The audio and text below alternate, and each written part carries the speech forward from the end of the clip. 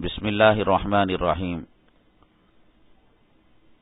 حضرت امام زین العابدین رضی اللہ عنہ سے روایت ہے کہ جو شخص عاشورے محرم کو یعنی 10 محرم کو طلوع آفتاب سے لے کر غروب آفتاب تک اس دعا کو پڑھ لے گا یا کسی سے پڑھوا کر سن لے گا تو انشاءاللہ یقیناً سال بھر تک اس کی زندگی کا بیمہ یعنی انشورنس ہو جائے گا، ہرگز موت نہ آئے گی، اور اگر موت آنی ہے تو عجب اتفاق کے پڑھنے کی توفیق نہ ہوگی۔ ترکیب دعائے عاشورہ۔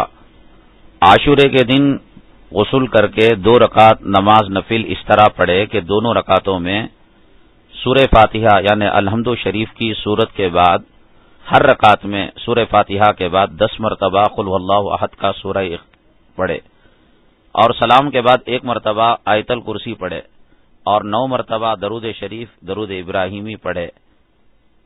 درود شریف یہ ہے: اللہم صلی علی سیدنا محمد وعلی آل سیدنا محمد کما صلیت علی سیدنا ابراہیم وعلی آل سیدنا ابراہیم انک حمید مجید، اللہم بارک علی سیدنا محمد وعلی آل سیدنا محمد کما بارکت علی سیدنا ابراہیم وعلی آل سیدنا ابراہیم انک حمید مجید۔ پھر 7 بار یہ دعا پڑھے۔ جو حضرات نہیں پڑھ سکتے اس پڑھی ہوئی دعا کو غور سے سن لے۔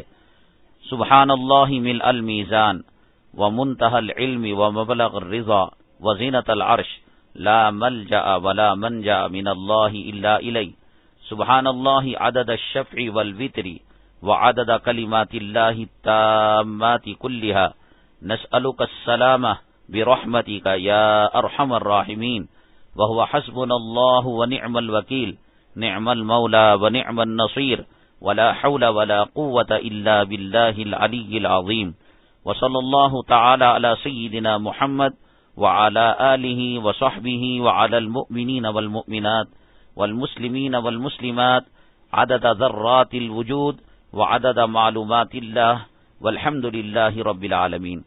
پھر ایک بار یہ دعا پڑھے، اور جو حضرات نہ پڑھ سکے اس پڑھی ہوئی دعا کو سن لے۔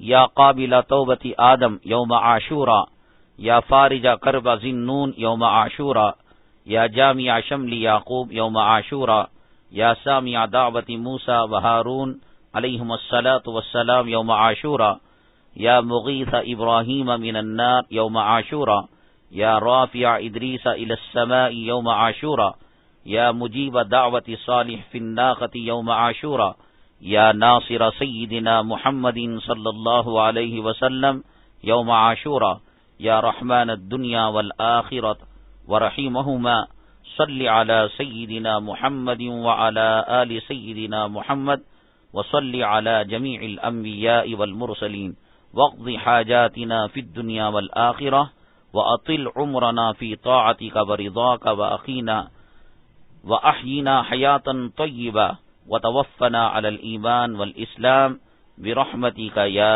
ارحم الراحمین، اللہم بسر الحسن وأخی وأمہ وأبیہ وجدہ وبنیہ وفرج عنا ما نحن فیہ، سبحان ربک رب العزۃ عما یصفون وسلام علی المرسلین والحمد للہ رب العالمین۔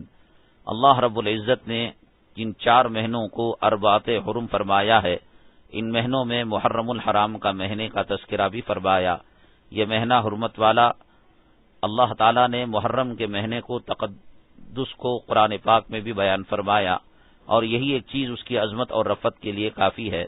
مختصراً یہ کہ اس ماہ مقدس کے تقدس کے مد نظر رکھتے ہوئے ہم ان اعمال کو کرنے والے بنے جن کا نبی کریم صلی اللہ علیہ وسلم نے حکم فرمایا ہے، جو ان احادیث سے ثابت ہیں، یعنی عاشورے کا روزہ رکھنا، 2 روزے رکھنا، اپنے اہل و عیال پر فراقی۔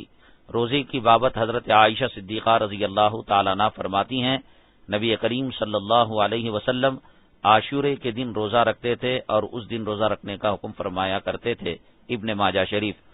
اور دوسرا عمل یہ ہے کہ اہل و عیال پر فراخ دلی سے خرچ کرنا۔ نبی کریم صلی اللہ علیہ وسلم نے ارشاد فرمایا، جو کوئی عاشورے کے دن اپنے اہل و عیال پر فراخ دلی سے خرچ کرے گا، اللہ تعالیٰ پورے سال اسے فراخی میں رکھیں گے، یعنی خوشحالی میں رکھیں گے۔ المقاصد للسخاوی۔ حضرت سفیان رحمۃ اللہ علیہ فرماتے ہیں میں نے 50 سال تک اس کا تجربہ کیا ہے اور دیکھا ہے جو شخص اس روز اپنے اہل و عیال کے ساتھ فراخ دلی کا سلوک کرتا ہے اللہ تعالیٰ سارے سال کے لیے اس کی روزی اس پر وسیع کر دیتے ہیں. غنیت الطالبین. اللہ تعالیٰ ہمیں عمل کرنے کی توفیق نصیب فرمائے. آمین یا رب العالمین.